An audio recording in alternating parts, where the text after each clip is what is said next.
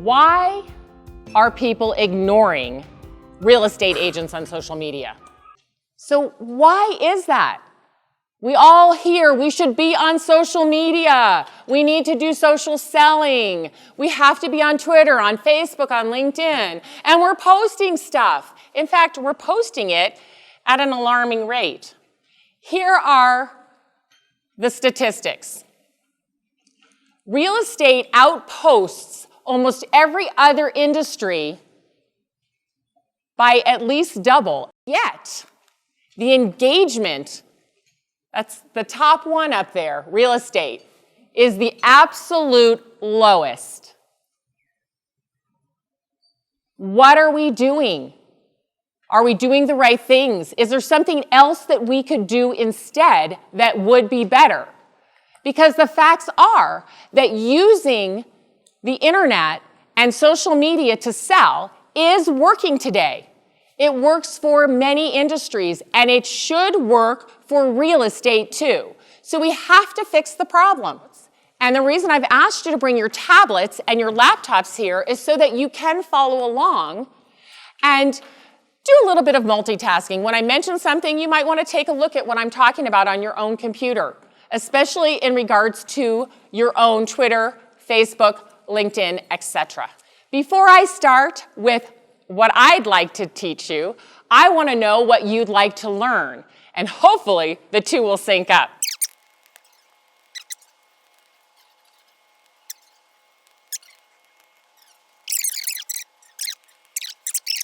Those are great things, and I get to go, because luckily I'm going to teach you all that.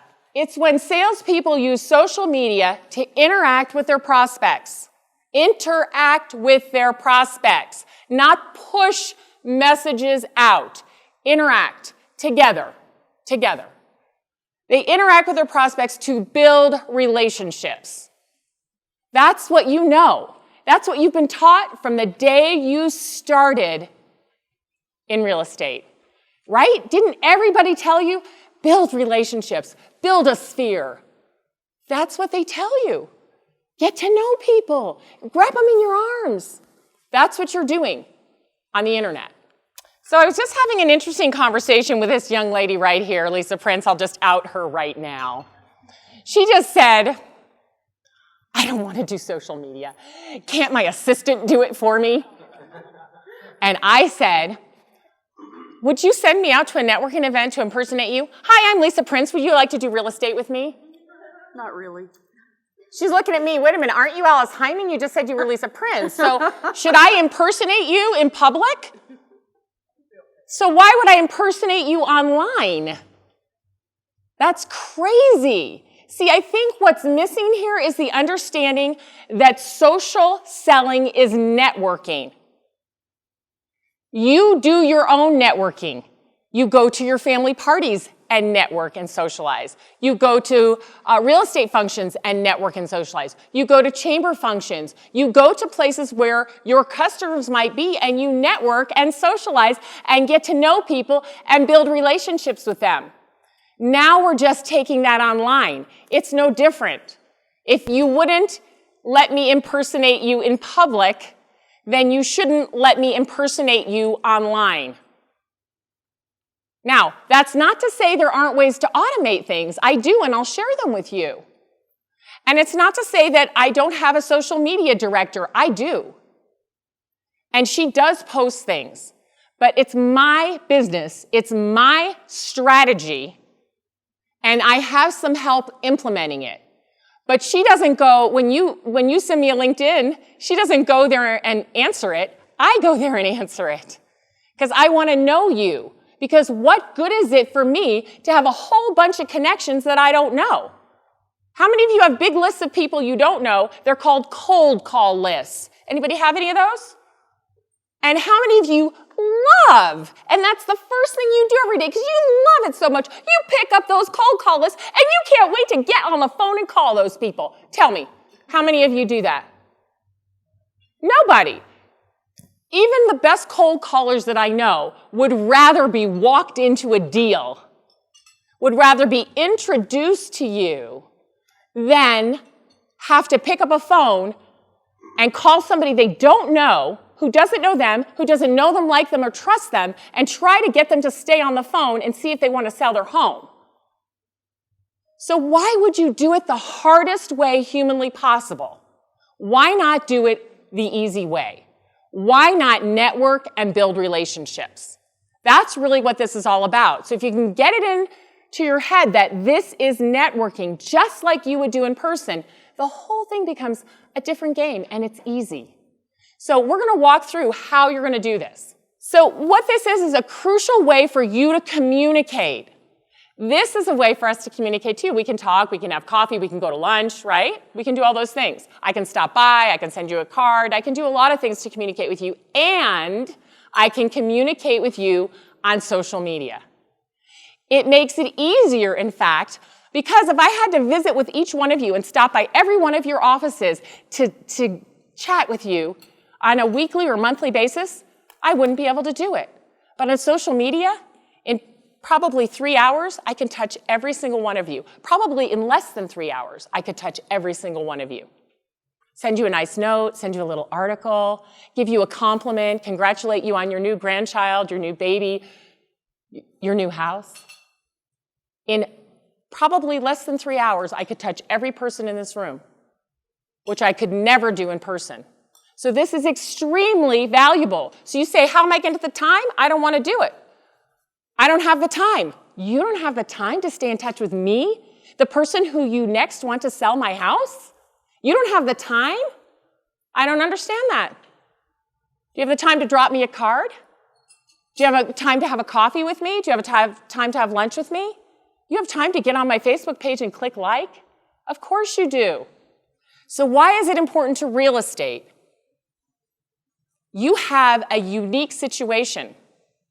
You have to keep in touch with people over a long period of time, right? I know Fred has some people from 30 years ago in his sphere that are just now changing over their homes. They're downsizing or doing something different. 30 years. Most salespeople don't have that challenge. They get an order every week, sometimes every day, right? Every week, every month. Easily every year they get an order. You don't get an order every year from your customers. They buy from you and then it's years. So you have to be able to keep in touch with them so that they don't go with the next pretty face that appears when they're ready to buy, right? And you need to get referrals from them constantly to keep feeding you. So you have to stay in touch with them because they're the ones who know you, like you, and trust you. That's the easiest business you're ever going to get. So that's why social media is so important to real estate. That's why social selling is so important to real estate. So who said they were getting 0 results? Raise your hand, don't be shy. Okay, we're going to improve from there today. When you leave here, or while you're here, you're going to do something that's going to improve your 0. Okay? Just by looking through the people you know and love who are on your sphere, in your Facebook, click like, comment, and share in their stuff, they're going to be happy. Don't you like it when somebody clicks like? I like it. Don't you love it when somebody actually makes a comment? Holy cow, I love it when somebody makes a comment. This is our benchmark. What are you doing now today? Because by the end of this workshop, you are going to be adding something and doing something differently, and you're going to want to measure your results.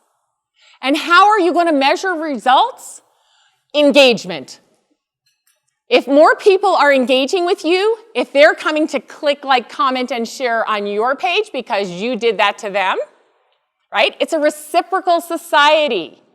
If you click, like, comment, and share, they will come and click, like, comment, and share. So we're going to see that your engagement has gone up. If your engagement has gone up, you are likely to start receiving some type of comments, contact about using your services. Oh, you know what? My sister wants to sell her house. I'm going to give her a call. Yeah, right? So they'll see you. They might contact you on Facebook, or they might call you. And they might not say, oh, you know, I saw you on Facebook, and that's why I called. But you watch your level of engagement and how it rises. So we're going to do another workshop and see how you can do that. How does social selling fit in? Turn to the next page and put a check by any of the things that you're already doing. And go ahead and add anything that you're doing that I didn't mention here. And then I want you to put down the ideas you have on how you are going to integrate your social media into your traditional marketing. We just shared a few. You might have thought of some more. So you go ahead and put those down. So I don't really care what the rest of the world is doing. I only care what works for you. So where are your customers and prospects? That's what you need to know. It really doesn't matter that most people are on Facebook if you talk to your sphere and not a single one of them is on Facebook, right? Okay, maybe for attracting prospects you want to be on Facebook, but you got to really think about how much time and effort you spend on any kind of marketing because your time is limited. So you have to put your time, money, and resources where you're going to get the most bang for your buck. So you got to figure out where your people are. Where is your tribe?